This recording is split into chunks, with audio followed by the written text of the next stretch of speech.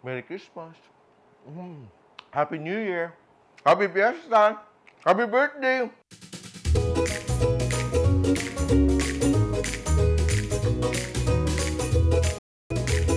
Sometimes we crave festive dishes, but it takes time to prepare.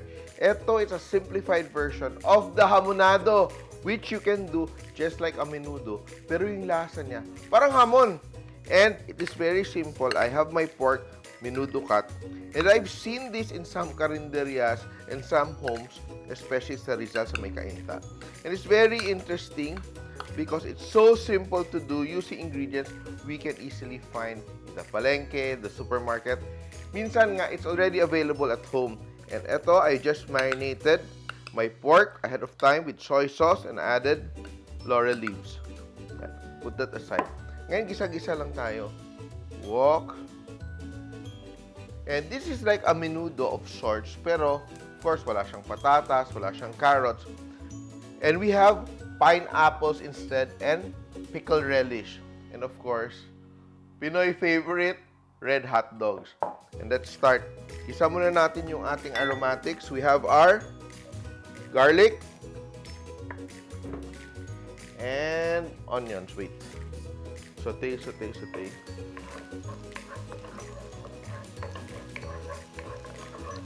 Ito mga lutong bahay that we miss sometimes, no? Saute until it is aromatic. Naaamoy na natin yung bawang at sibuyas. Yan, pag naamoy itong bawang at sibuyas na ginigisa, people feel na parang, ay, may masarap na ulam sa kapitbahay. Oo, di ba? And I'd like to welcome our new subscribers and followers. Dumadami na tayo.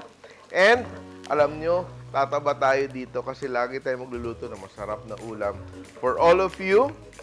And I've noticed, marami ding hindi pa nagsusubscribe. Nanonood lang, bystander. It's your time now to click the subscribe button and hit also the bell button so you are notified pag may bago kaming videos. Kasi marami kaming ginagawa. And if you have any request, recipe request, request nyo na rin, may comment section sa baba, di ba? Yan. And once that's done, we will, eto, tawag nito, sangkot siya, no? Par cook. In the olden times, ito yung ginagawa pag fiesta, sinasangkot siya, pinapar cook yung pork. So it does not spoil. And it's also our time to make sure that our pork is tender. No, gisa-gisa lang natin yung ating pork. And what we do now is we will add a bit of suka. The suka serves like a preservative, no? Yan. So ito, kahit iwan mo sa lamesa mo for a day, hindi na papanish usually. So, people ask, what is the difference between a hamonado and a hamon? Di ba? We use it interchangeably sometimes. Ano bang diferensya hamonado, hamon? When you say hamon, it is cured, no? It is cured, salt cured, or brine, cured in brine for days, weeks, sometimes years. Ang hamonado is like a fake hamon, no? We want to achieve that hamon flavor without curing our meat. So, ito, fresh meat lang siya. Wala siyang curing.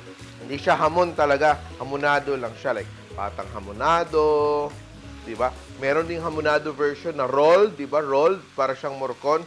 Meron ding ganyan. Those are versions that take time and needs a lot of patience and sometimes a lot of skill. Ito siya, pang madalian lang to.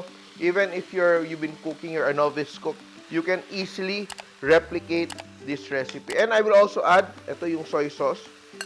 Ayan, cover, cover, cover. Let that simmer. And now is the time I will prepare my secret ingredient. May secret. Walang secret ingredient. Hot dog lang. And the red hot dogs, we will just cut diagonally. The dye from the hot dog, the red color, will fade into the sauce. So ito, a lot of people like it kasi manamis-namis siya, no? Manamis-namis because of our pineapple juice. So medyo sauce ito ng konti. The pineapple. And now, I will also add sugar. So, not too sweet kasi matamis na yung ating pineapple juice, di ba? And we also added vinegar, konting vinegar earlier. Kasi ang pineapple juice, as it cooks, nawawala yung asim. So, it becomes all sweet.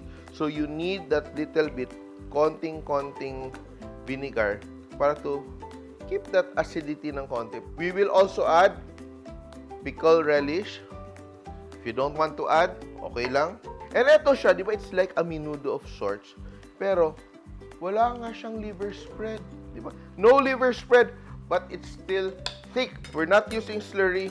Eto, pag may luma kang pandesal, mga biscuit, eto yung mga ginagawa ng mga lola, di ba? A generation used to thicken the sauces of their dishes with old bread, stale bread, biscuits, mga soda crackers. Diba? Yun ang mga ginagamit. Yan, no? Crush it. You can even just use plain old breadcrumbs. This will be our thickener. Now, I will just add my breadcrumbs. Lalapot na yan, little by little. And now, pag medyo lumambot na yung ating pork, at pag nagluluto tayo ng ganito, no, we need a bit of patience to make sure na ang ating pork is tender, but not overly tender. Gusto natin may bite pa ng konti. At pag gumagamit ka ng island gas, sigurado kang tama sa timbang, kaya hindi ka nag-worry na maubusan ka agad. Yan. Kaya thank you very much, Island Gas, for all our supplies. Yan. Hindi tayo naubusan ng gas dito sa Simpol. Yan. And I will now add my red hotdog. It will change color little by little. Lumalapot na siya, oh. And if you want it to be darker, you can add more soy sauce. Or if you don't want it to become darker, pwedeng asin. Or, ang gagamitin ko ngayon, konting patis. Patis kasi malinamnam eh. Diba? Konting patis. Then now, I have my red bell peppers. People love simple recipes. Pero when they eat it, parang, wow, napaka-espesyal. Reminds me of the good old times. Fiesta, handaan, birthday, and all that. And if you have your own version of hamonado in your family, share the recipe with us daw. We will try to recreate it as well. Diba? Kasi, alam mo, in the Philippines, we have almost 200 languages. So, iba-iba yung pananalita natin. Ibig sabihin, iba't-iba din yung panglasa. And we will notice, same dishes, parehang name ng mga dishes around the Philippines or around the world, iba-iba yung version. Agree? Totoo, di ba?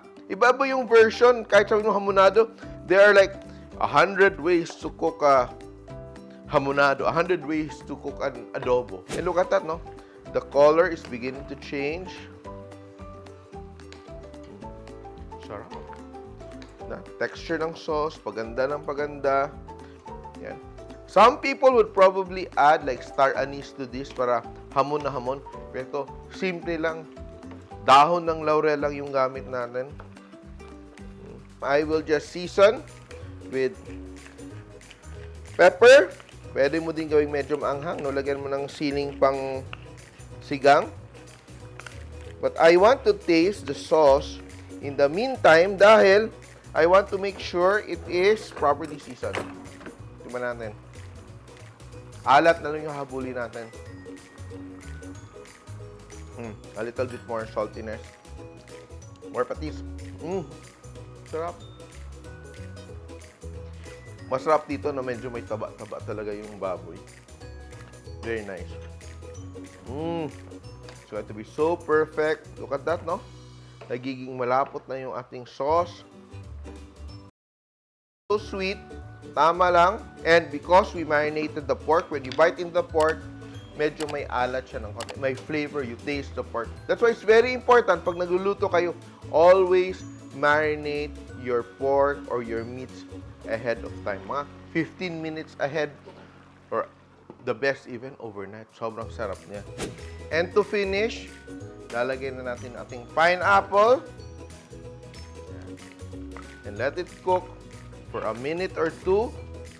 Talagang lasang fiesta, but very easy to prepare. You can do it every day. And now, in a few moments, we will be ready to plate and taste our dish. And it's done. And the key for this recipe is really the balance of flavors, yung tamis, yung alat, yung asim. You want your pork to be tender, you want your sauce to be rich and a bit thick. And ito, very nice, no?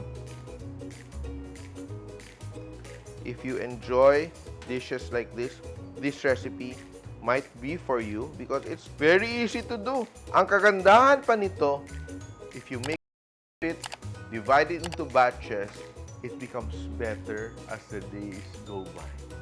Oh, di ba? And now, I'm ready to taste. Ito, kulang dito, rice. Pero, wag muna tayo mag-rice ngayon. Baboy. Then, meron tayong red hot dog. Konting pineapple. Let's make the perfect one. And the sauce. That's the perfect spoonful of our hamonado.